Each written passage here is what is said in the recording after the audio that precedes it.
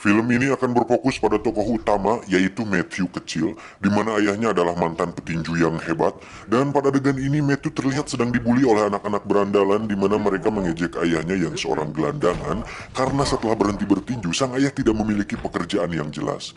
Setibanya di rumah, sang ayah terlihat tengah tertidur sehabis minum bir yang dioplos dengan Amer, dan dengan tulus Matthew pun merapihkan ayahnya ke tempat tidur. Di situ Matthew bertanya mengenai desas-desus yang mengatakan bahwa sang ayah sekarang bekerja untuk seorang kriminal bernama Fallon. Fallon sendiri adalah seorang pembisnis yang cukup berkuasa di kota tersebut, di mana dia sering menggunakan cara-cara kriminal dan jahat untuk mendapatkan keinginannya. Sang ayah pun menjawab dengan mengatakan untuk tidak mendengarkan perkataan orang lain dan fokus belajar agar bisa menjadi seorang dokter atau pengacara supaya nasibnya tidak seperti ayahnya tersebut. You don't hit nothing but books, get me? You'll be a doctor, a lawyer. You can do anything if you're not afraid. Now you promise me. I promise, Dad. Esok hari sepulang Matthew sekolah, dia memutuskan untuk mengunjungi tempat ayahnya bekerja. Dan yang mengejutkan, ternyata sang ayah sudah 1 bulan tidak bekerja di sana. Saat Matthew melewati gang, betapa kagetnya dia saat melihat sang ayah tengah menghajar seseorang. Dan ternyata gosip tentangnya selama ini adalah benar, bahwa sang ayah bekerja untuk seorang kriminal. Melihat hal itu, Matthew langsung pergi dari sana dengan rasa kecewa yang sangat besar. Dan tak diduga, musibah pun terjadi ketika sebuah drum berisi cairan berbahaya tumpah mengenai tepat kedua mata Matthew, hingga cairan tersebut masuk ke dalam tubuh dan bereaksi terhadap syaraf-syaraf di otaknya.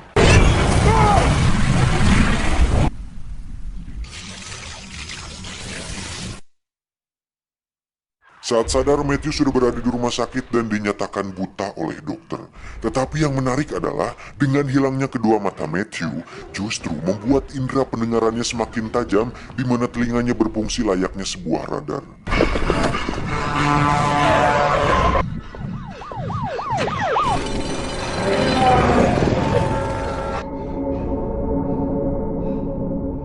Tak lama masuklah sang ayah yang mengungkapkan penyesalannya, dan untuk kedepannya dia berjanji akan berusaha untuk tidak lagi membuat Matthew kecewa.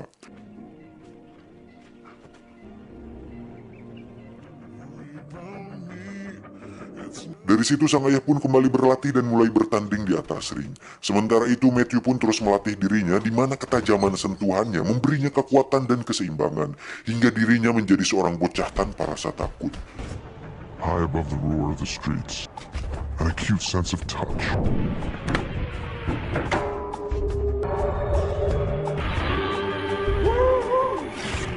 Ketika bertemu dengan anak-anak berandalan waktu itu, Matthew pun berhasil membuat mereka kapok dan tak lagi mengganggunya.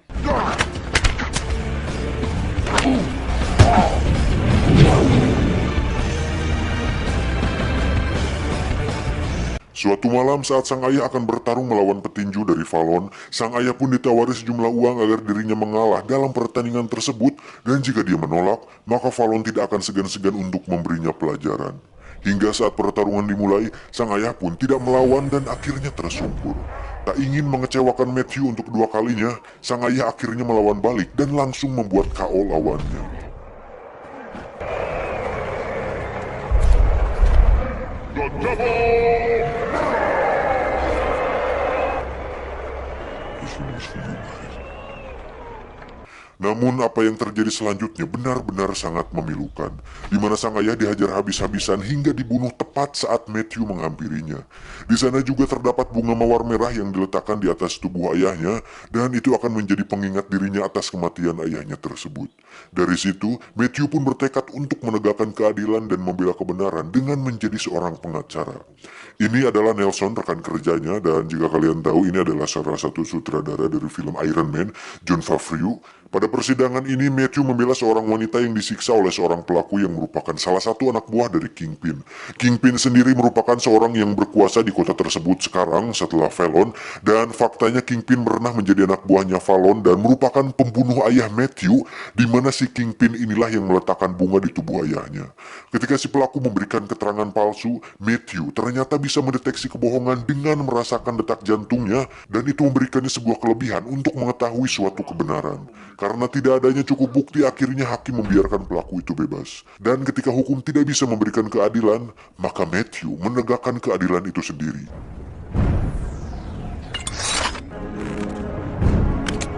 ternyata, sejak kematian ayahnya tersebut, Matthew tidak hanya menjadi seorang pengacara, tetapi terus melatih kemampuannya hingga dirinya membuat kostum sendiri dan beberapa alat khusus untuk mendukung aksinya dalam menegakkan keadilan.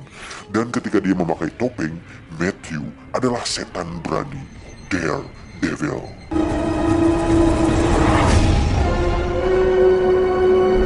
Ketika semuanya sudah siap, Matthew pun langsung mendatangi si pelaku yang berada di sebuah bar. Hingga terjadilah pertarungan antara Matthew melawan banyak orang dengan senjata api.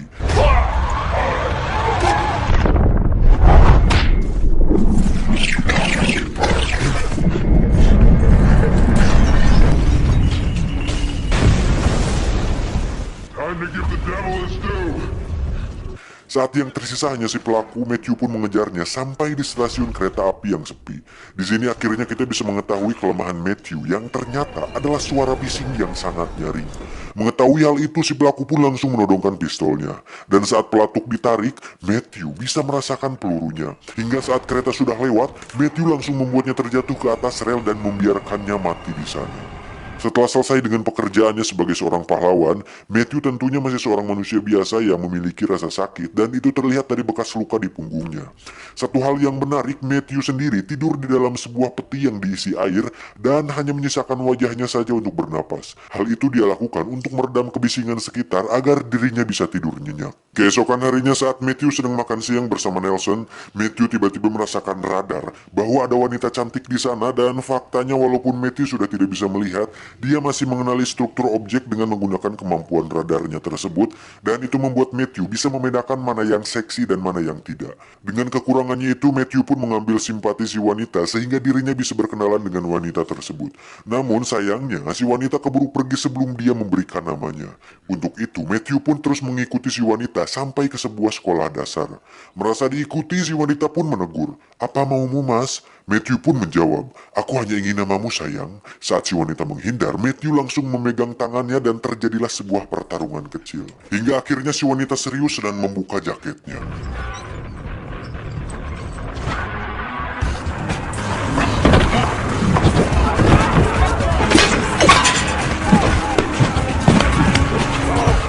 Dari situ mereka pun berkelahi hingga si wanita menyebutkan namanya, yaitu Elektra.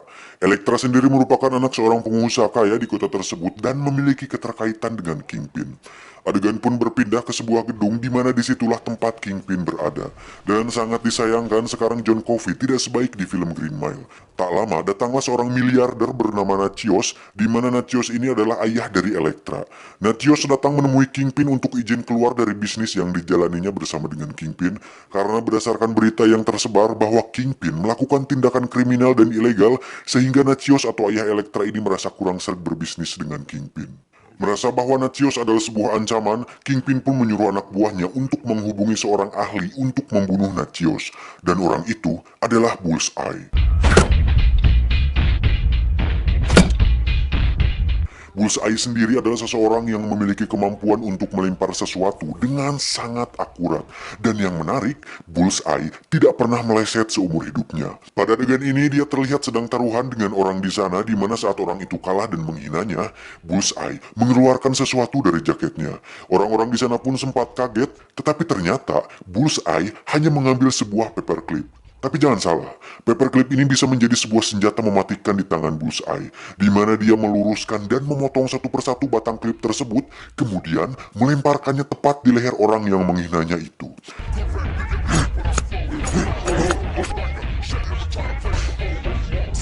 Saat berada di bandara untuk menuju ke kota Kingpin, Bullseye pun melewati metal detektor dan sebagai pembunuh bayaran, Bullseye hanya bermodalkan sebuah pulpen, tusuk gigi, dan paperclip di mulutnya. Dan sudah pasti petugas bandara pun tidak bisa mempersulitnya hanya karena membawa barang-barang normal seperti itu.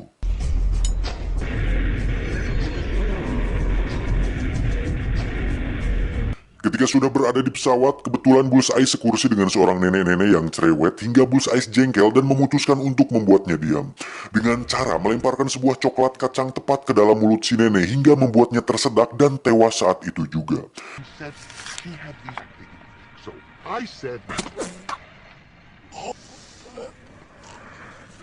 Oh, she's sleeping. Adegan berpindah kepada Matthew di mana akhirnya Elektra kembali menemuinya untuk mengundang Matthew di acara ulang tahunnya, dan faktanya Elektra memiliki ketertarikan kepada Matthew semacam buih-buih cinta yang akan membuat mereka melakukan pengencrotan. Alalalalala. Hingga saat mereka berada di sebuah atap gedung, tiba-tiba turun hujan rintik-rintik yang membuat Matthew bisa dengan jelas mengetahui seperti apa rupa cantiknya Elektra. Dan seperti yang kalian duga, mereka pun akhirnya bercium raus.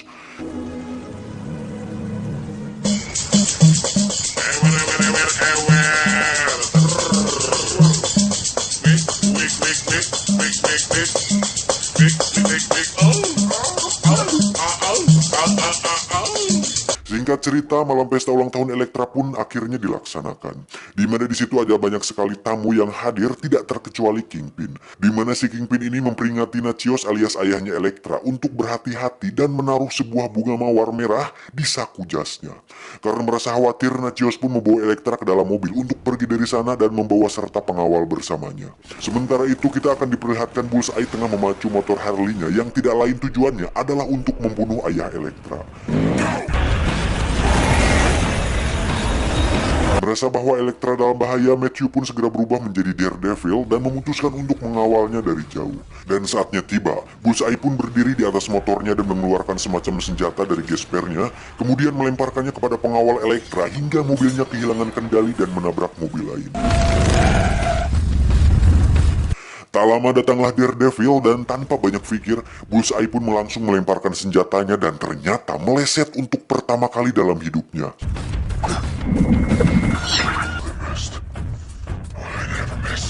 Emosi akan hal itu, Bullseye pun memacu motornya untuk diadu dengan Daredevil. Tetapi dia justru terlempar dari motornya.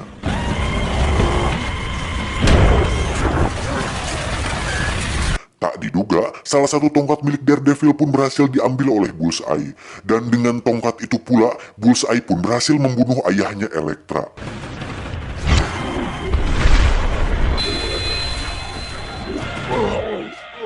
Bullseye. Alhasil, Elektra mengira bahwa Daredevil lah yang telah membunuh ayahnya.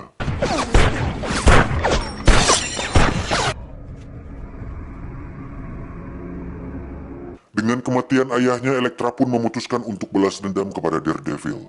Dengan diiringi musik yang keren dan sinematik, Elektra pun berlatih dengan senjata khasnya, yaitu pisau Trisula.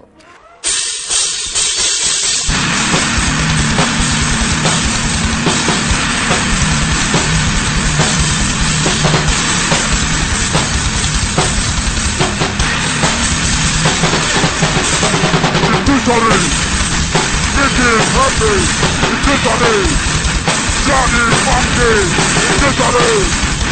Mama Funky! Victory! Johnny Happy!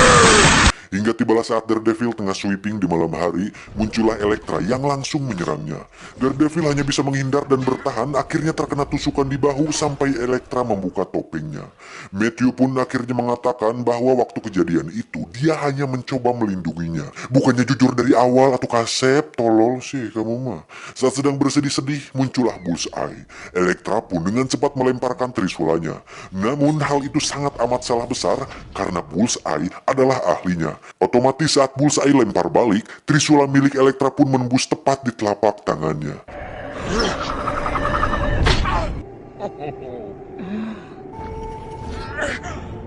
Setelah itu mereka pun bertarung jarak dekat hingga saat Elektra tersungkur, Bullseye pun menunjukkan trik kartunya. Dan dengan kartu remi biasa tersebut, Bullseye pun melemparnya tepat di leher Elektra hingga membuatnya sekarat dan tewas di pangkuan Matthew. Karena polisi mengepung tempat tersebut, Bullseye pun segera pergi meninggalkan mereka berdua. Daredevil sendiri melarikan diri ke sebuah gereja dan ditolong oleh seorang pastor. Tak diduga, Bullseye ternyata mengikutinya dari tadi dan tiba-tiba muncul di sana. Take it. Call the police. What about you? First one's a warning. Serangan pertama dimulai dengan melemparkan sebuah piring tepat di tenggorokan Daredevil. Dilanjutkan dengan naik ke atas gereja, mereka pun bertarung di antara pipa besi di sana. Saat Bullseye tak sengaja memukul pipa tersebut, Daredevil terlihat kesakitan hingga akhirnya Bullseye mengetahui kelemahannya. Namun hal itu berhasil ditangani oleh Daredevil. Sementara itu polisi kembali mengepung gereja tersebut dan menunggu apa yang akan terjadi selanjutnya. Saat pertarungan dilanjutkan di lantai atas, Bullseye pun melemparkan semua senjata di gespernya, namun semua dapat ditangkap dengan baik oleh Daredevil. Karena kehabisan senjata, Bullseye pun memecahkan kaca di sana kemudian menumpuknya di tangan. Dan bukan Bullseye namanya jika semua benda tidak bisa dijadikan senjata.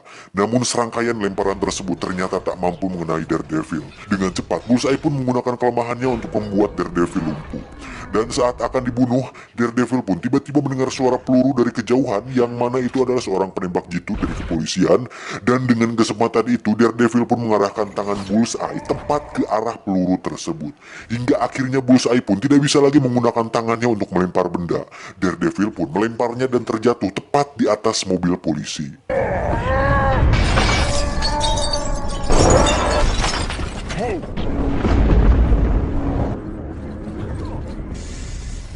There's been a problem. Said the guards home. Setelah Bullseye dikalahkan, Daredevil pun mendatangi Kingpin sesuai informasi dari Bullseye tadi bahwa Kingpin lah yang mengirimnya. Dan dengan tubuh raksasa tersebut, Kingpin ternyata tidak mudah untuk dikalahkan dan justru Daredevil lah yang dilempar dan dihajar habis-habisan. Saat mengetahui bahwa ada saluran air di sana, Daredevil pun merusak saluran tersebut hingga airnya bocor. Dan seperti waktu melihat Elektra saat gerimis, Daredevil pun kini bisa melihat Kingpin dengan jelas. Dia pun langsung menghajarnya hingga mematahkan kaki Kingpin. Namun sebagai seorang pahlawan, Daredevil pun tidak membunuh Kingpin walaupun dia sudah merenggut dua orang yang dicintainya karena dia adalah penegak keadilan dan pembasmi kebatilan.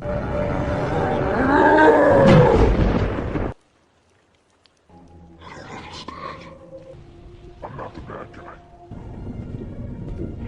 It's not over with you. Kingpin pun akhirnya dipenjara dan yang paling mengejutkan, ternyata Bullseye masih hidup walaupun mengalami beberapa patah tulang yang serius. Dan saat ada seekor lalat lewat di depan mukanya, Bullseye pun mencoba meraih suntikan dan berhasil membunuh lalat tersebut tepat sasaran. Tamat, ending yang membagongkan.